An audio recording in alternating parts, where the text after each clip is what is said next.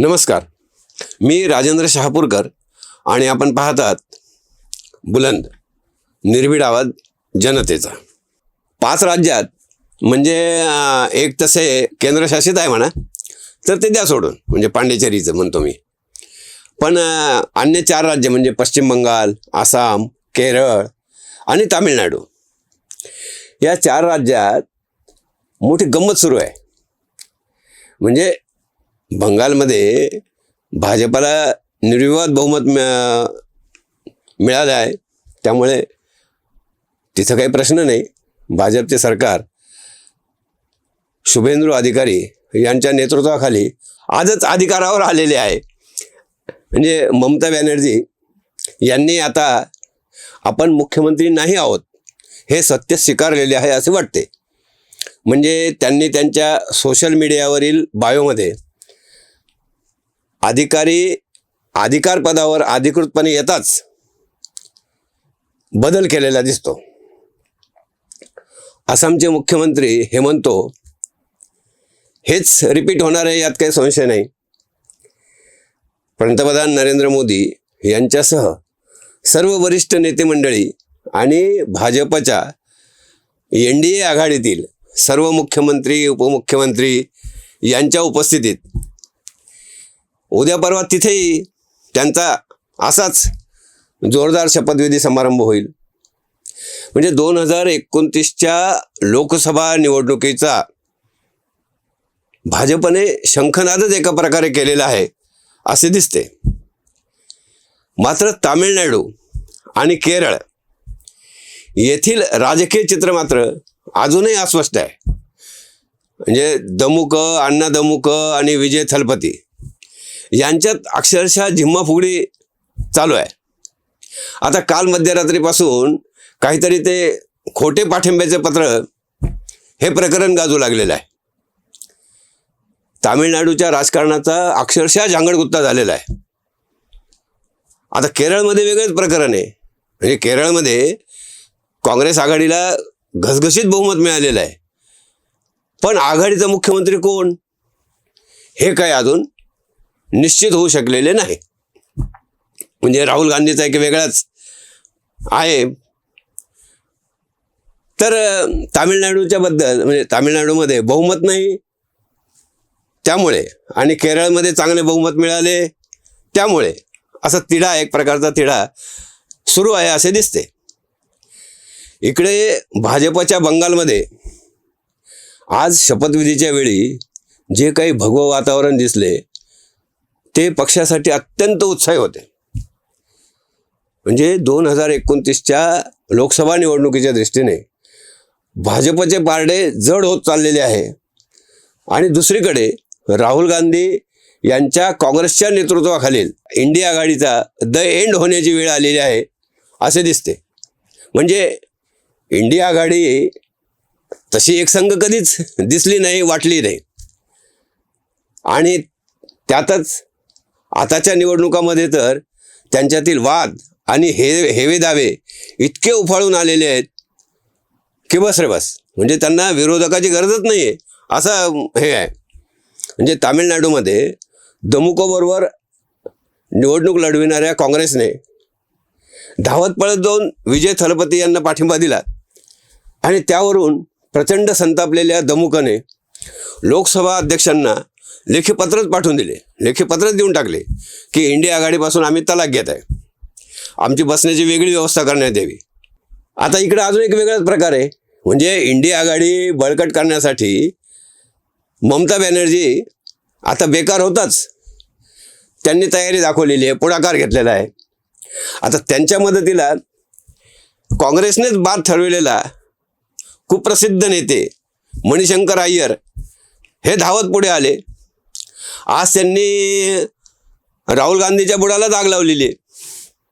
म्हणजे मणिशंकर अय्यरचं म्हणणं असं आहे की राहुलमध्ये काही दम नाही आणि ईडी आघाडीचं नेतृत्व आहे ते दमुकच्या स्टॅलिननी आणि तृणमूलच्या ममता यांनी, या 2 नुकत्याच रिकाम्या झालेल्या मुख्यमंत्र्यांनी करावे.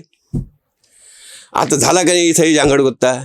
म्हणजे एकीकडे विजयी झालेला भाजप आणि त्यांचा NDA हे अधिक बळकट होत असताना दुसरीकडे काँग्रेसपर्यंत इंडी आघाडी अधिकाधिक खिळखिळी होत चालल्याचे दिसते.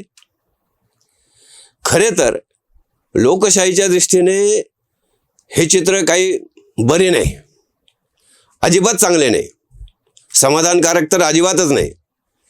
विरोधी पक्ष किंवा विरोधी आघाडी हे दुर्बल असणे अतिशय घातक आहे लोकशाहीच्या दृष्टीने.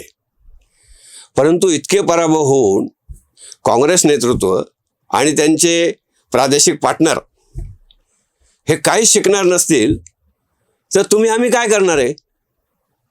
म्हणजे तुम्हाला काय वाटतं? कमेंट करा. आता आज काय झालं, म्हणजे आता एक गोष्ट मला आठवली, आज का कोणाच ठाऊक एक गोष्ट आठवली. तर ती गोष्ट अशी आहे, तुम्हाला सांगावीशी वाटते म्हणून मी आज सांगतो. तर ती गोष्ट म्हणजे मूर्खपणा आणि वेडेपणा ही ती गोष्ट आहे की एका माणसाच्या गाडीचे टायर बरोबर मेंटल हॉस्पिटलच्या समोरच पंक्चर होतं.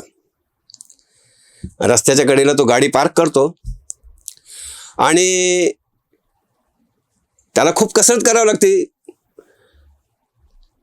गाडी पार्क करून ते सगळं सामान वगैरे काढावं लागतं.